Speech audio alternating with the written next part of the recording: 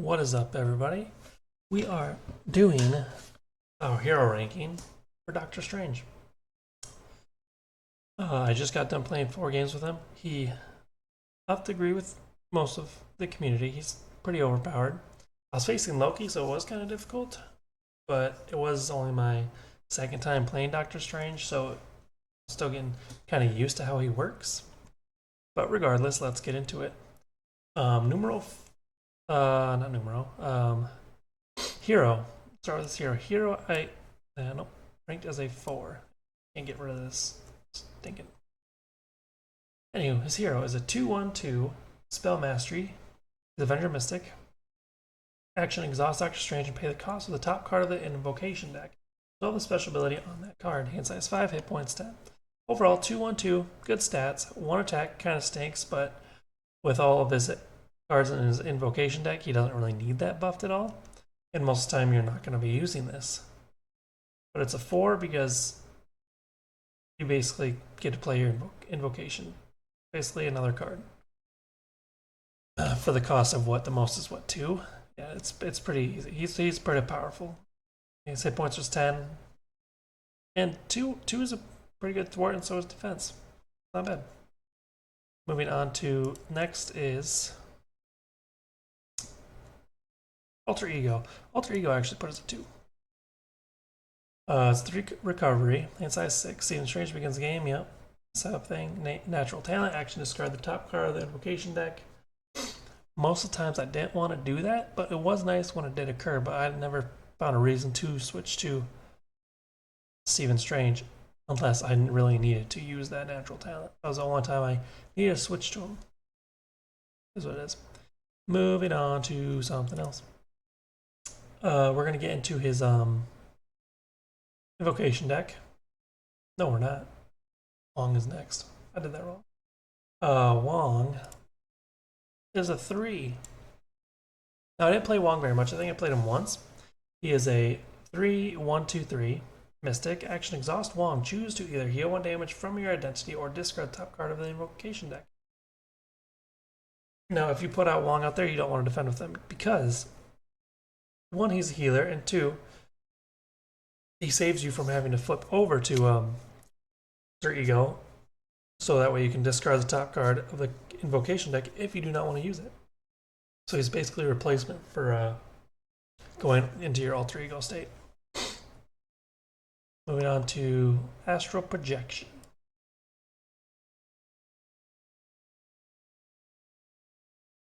Which one is that? Right here, which I made as a 4. It's 2-cost event, hero action thwart. Choose a scheme, remove 3 threat from that scheme, and look at the top card of the encounter deck. For each boost icon on that card, remove 1 additional threat from the chosen scheme. It's a mental resource, 2 event for 3 threat, which I don't think is horrible. That would most likely just be a 3 in my books, I think. But what tips us over is for each boost icon on that card from the encounter deck, remove 1 additional threat. So depending on who you're facing or how difficult the encounter scenario is, whatever, you could be removing a lot more extra. That's why it's a 4. Pretty good. Moving on to Magic Blast, another good card, I would say. Magic Blast is another 4 in my book. 3-cost event, attack spell, hero action, attack, deal 5 damage to an enemy, and discard top card of your deck. If that card's printed cost resource has yada yada yada, you can stun, deal 2 damage, confuse, or all of the above. Pretty good card. 3 costs for 5 damage. Yeah, but the extra stuff you can get with it is pretty decent. Unless the enemy you're attacking is stalwart, then yeah. Regardless, still okay. I think it's if like 3 for 5. Okay, that's like average for a thing, but so that's like that would be a 3. But with this extra stuff you can get, that's 5. Not a 5, a 4 in my book. Moving on to Master of the Mystic Arts, which is another 4. I got a few 4s on him. 1-cost event, hero action. Pay the printed cost of the top card of the invocation deck. Resolve its special ability, then place it back on the top of the invocation deck face up. mental resource. So when you use this, one cost, you do not have to exhaust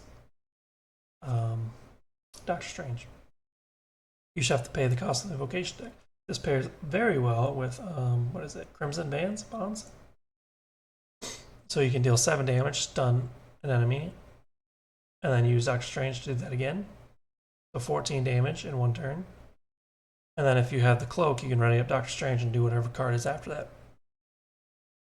So it's a very good card in my books. Very good card. Mystical Studies. Mystical Studies. What did I mark that as? Mystical Studies is a 2.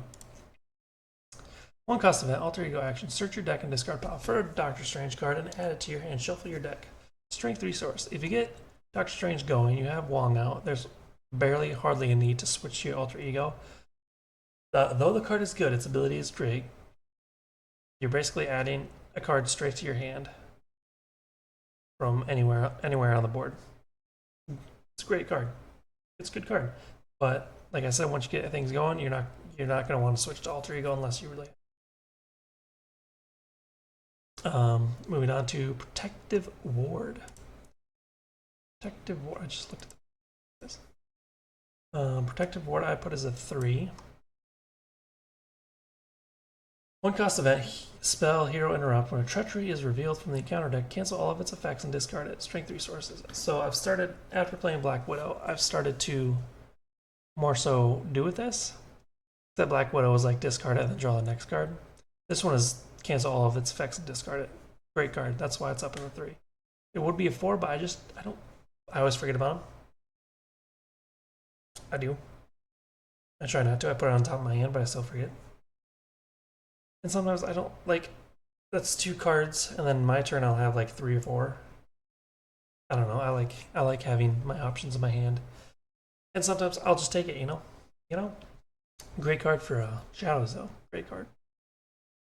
Great card. Moving on to Sanctum Sanctorum.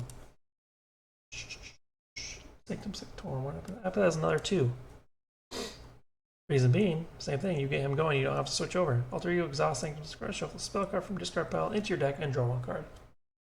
Basically the same as Mystical Studies, besides putting it directly into your hand. So I mean, if you're going a different route where you want to be an alter ego a lot, these cards can kind of bounce off of each other. You can play this, search it, put it in your hand, and then exhaust this for another spell, do it, draw it, get more cards in your hand. That's another route, which I did not play. But that's why we talk about these things, so we can think of other routes to take. That's why it's a 2 currently. Moving on to Cloak of Levitation. Cloak of Levitation is a 4. 2 cost upgrade. You gain the aerial trait. Hero action, exhaust Cloak of Levitation, ready Doctor Strange, strength resource. Now this is a 4 because you want to ready Doctor Strange as much as possible. That way you can just play his invocation deck all the time. That's basically what you want to do. That's enough said. It's a 4. Moving on to magical enhancements. This is a 1. Let's read it. 1 cost upgrade. Play under any player's control. Your hero gets +1 for or +1/+1/+1. Force an interrupt when the round ends. Discard magical enhancements. 1 cost energy. Now, you want to play the invocation deck, so putting this on the field and using Strange to use the invocation deck, this is kind of pointless because you don't usually use his abilities. This is maybe like a last push effort possibly, but I did not play this at all today. No, I played it once to remove 3 threat from a side scheme that I wanted to get rid of. It's the only time I played it. Otherwise, I don't see its appeal yet. Hopefully somebody can educate me and say when a good time that this would be used to be able to be used. Maybe when the card on top of the invocation deck is something you don't want to use. Maybe. Moving on to the Eye of Agamotto. Eye of Agamotto is a 3. 2 cost upgrade. Hero resource. Exhaust the Eye of Agamotto. Generate a wild resource. Energy resource right there. It's your standard resource generator. Costs 2 for a forever resource you can use. I usually always just mark those down as 3. Maybe a 4 if it has something else to it. But yeah, that's it for that. I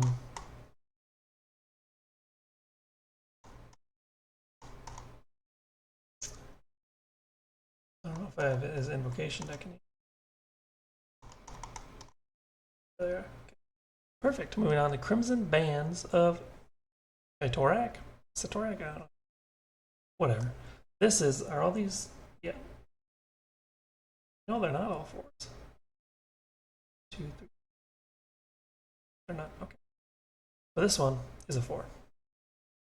2 cost event, special, stun an enemy and deal 7 damage to it. Place it in the discard pile, or the invocation. Now this is just my favorite card in his invocation deck. Stun an enemy and deal 7 damage to it. You get the Masters of the Mystic Arts, play it twice in a row. 14 damage right there. Amazing. Great card. That's why it's 4, obviously. Images of Icon. That is also going to be a 4. 1 cost event, confuse the villain and remove 4 threat from scheme. Place card. 4 threat for 1. Good. You get to confuse the villain too. Fantastic. Full send. Full send.